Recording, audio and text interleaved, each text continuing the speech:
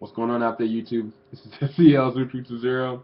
Huge news, just like sweeping the internet. I'm gonna be very fast. I don't have time to put the special stuff in between. I was looking on CK61938's channel, amazing channel, one of the biggest Superman fans that I know.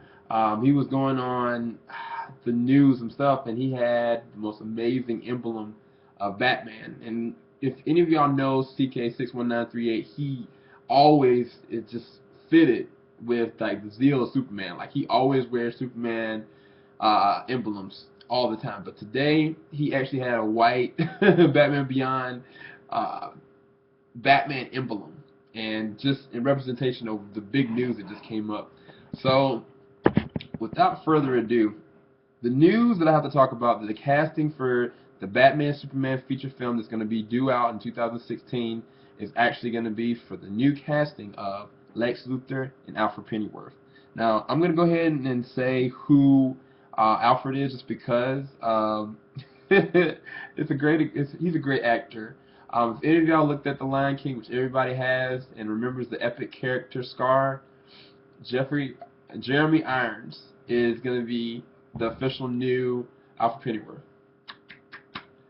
Anybody that's looked at any of the movies he's played, he has the most amazing British accent. He has this kind of dark theme to him, but like he's got a great stance. The newest movie I saw him with was Beautiful Creatures. I saw it in 2013. I actually enjoyed that film. I enjoyed like his rendition of a classic kind of like warlock that turned good, which was bad in itself.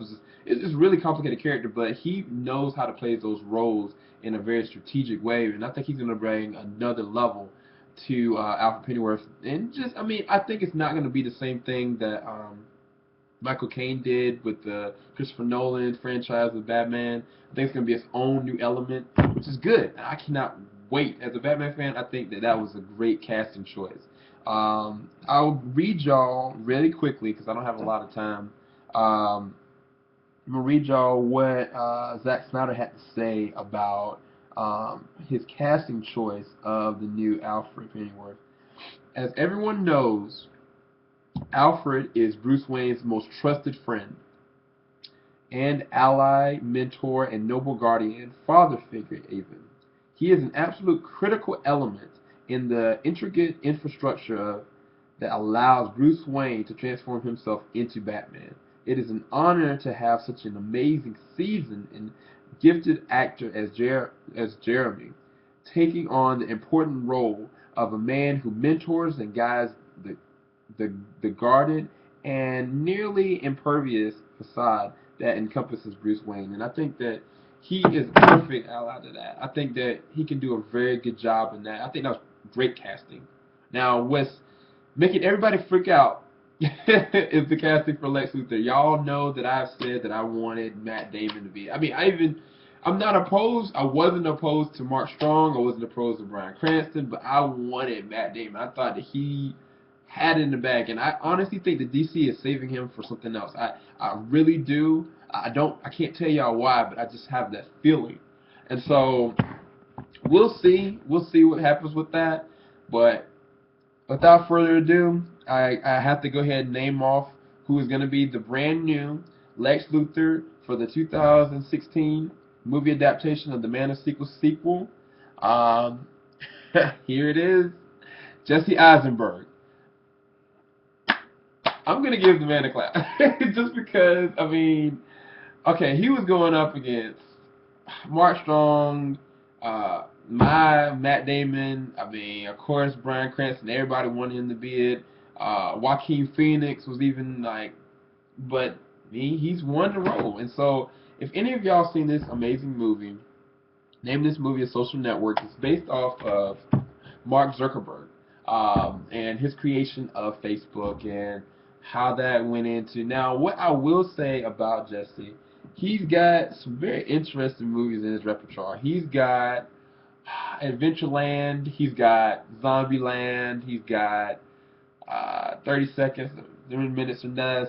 He's got Now You See Me. If any of y'all seen Now You See Me, I thought that was a really awesome movie. I thought it had a lot of like back in action with it. But he's always played this kind of the young kind of theme, kind of goofy kind of character. Now you see me not necessarily. He's kind of like the swab character in a sense. But Social Network, he was a whole different element.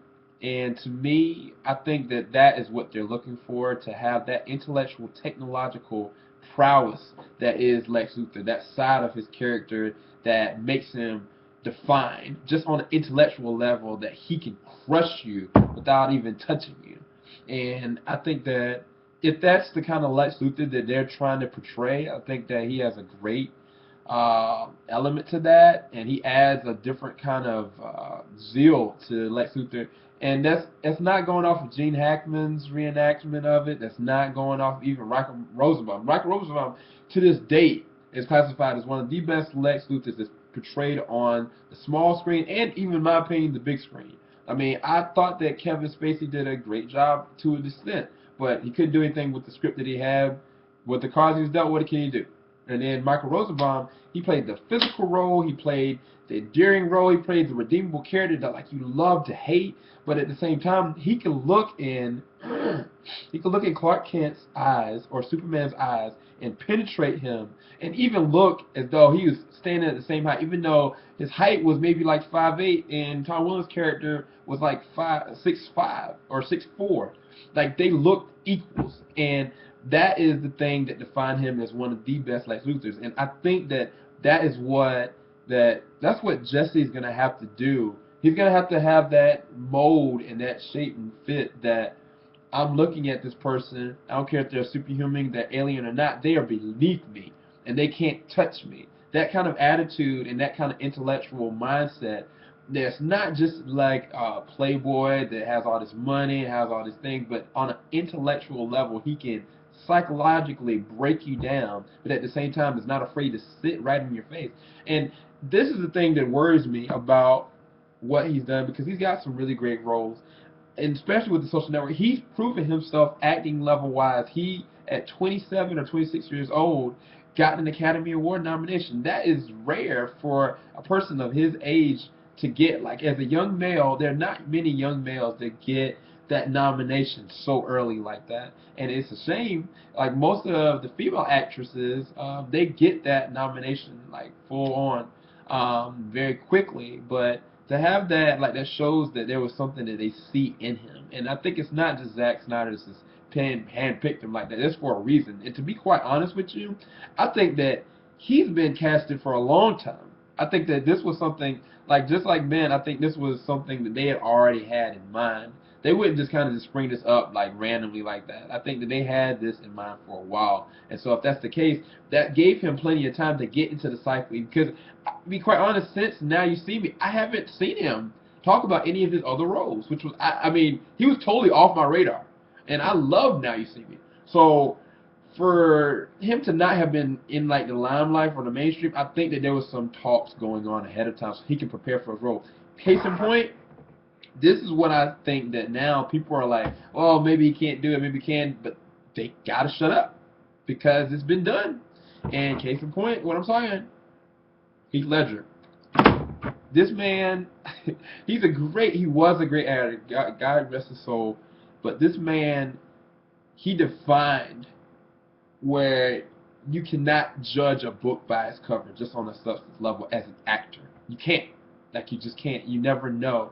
And, I mean, everybody was kind of falling, like, they sold him out. Like, they basically were like, no, he can't do it. You look at the 2008 teaser trailer of The Dark Knight, and you hear, like, the montage with Michael Caine and Christian Bale talking, and then all of a sudden you hear this eerie talk. It's like, people will die. I'm a man of my word. And then you hear the laugh. This man, I was like, when I heard this, I was like, who was that? I don't believe that was him. I could not believe that that was Heath Ledger. So this is not to say that he can't do it. If anything, this gives him a light that he can do it. But he's going to have to push himself, but he's going to have to do a different level, because what he had to do, he had to go into a mental ward for about half a year just to get into the psyche of that character. What he's going to have to do is think about the comics, and on a technological level and on an intellectual level, I think he has it. But how do I put it?